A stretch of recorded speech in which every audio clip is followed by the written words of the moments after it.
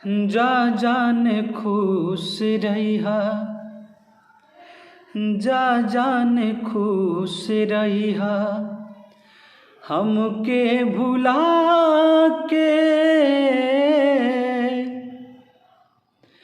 जा जाने खुश रहिहा, हमके भुला के।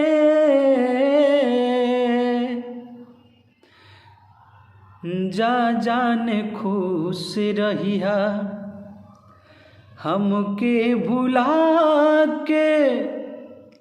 सैया के कोरावा में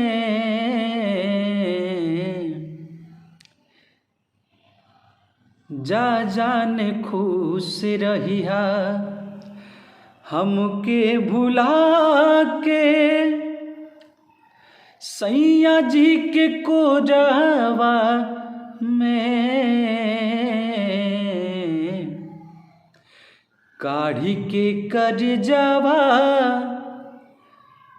काढ़ी के करजवा, तू चल देलू गोरी। लेके सिन्होरावा में ऐ जान,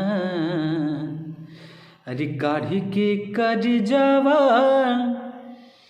तू चल देलू गोरी। लेके सिन्होरावा में। नमस्ते, प्रणाम। मैं आप सबका अपना बेटा, अपना भाई, भोजपुरी गायक प्रकाश रंजन। आप सबसे रिक्वेस्ट है कि मेरे इस वीडियो को आप लोग शुरू से लेकर अंत तक देखिएगा और बताइएगा कि मेरा प्रयास जो मैं ये प्रयास कर रहा हूँ आप लोग के बीच में अच्छा से अच्छा वीडियो सॉन्ग मतलब लाइव देने के लिए। अगर अच्छा लगे तो प्लीज़ हमारे इस प्रकाश रंजन ऑफिशियल चैनल को आप लोग शेयर करिए, सब्सक्राइब करिए और लाइक करिए, कमेंट करिए, अपने सभी दोस्तों में सेंड करिए। हाँ हाँ बितत नहीं खे दीने, कटत नहीं खे रात हो। हाँ हाँ बितत नहीं खे दीने, कटत नहीं खे रात हो। जब जब याद आवे कैली तो हरि घात हो। कि जब जब याद आवे कैली तो हरि घात हो। सूते के बेरी गुड नाइट के मैसेज,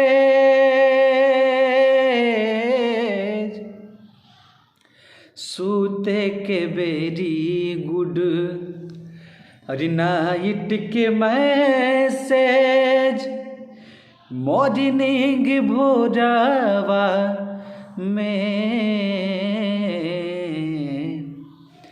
काढ़ी के करजवा, तू चल देलू गोरी। लेके सिन्होरावा में हे जान, अरे काढ़ी के करजवा, तू चल देलू गोरी। लेके सिन्होरावा में जा जाने खुश रहिहा, हमके भुला के।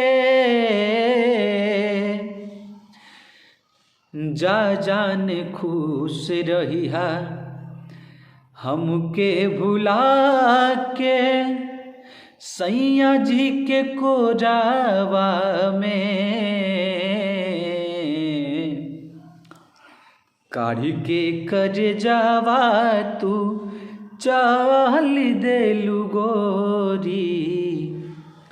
लेके सिन्होरावा में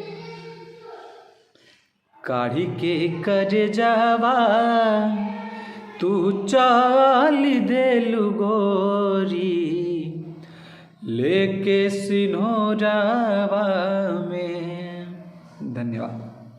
अगर आप लोग को हमारा वीडियो पसंद आए तो प्लीज़ हमारे इस प्रकाश रंजन ऑफिशियल चैनल को ज़्यादा से ज़्यादा प्यार और आशीर्वाद दीजिए। धन्यवाद।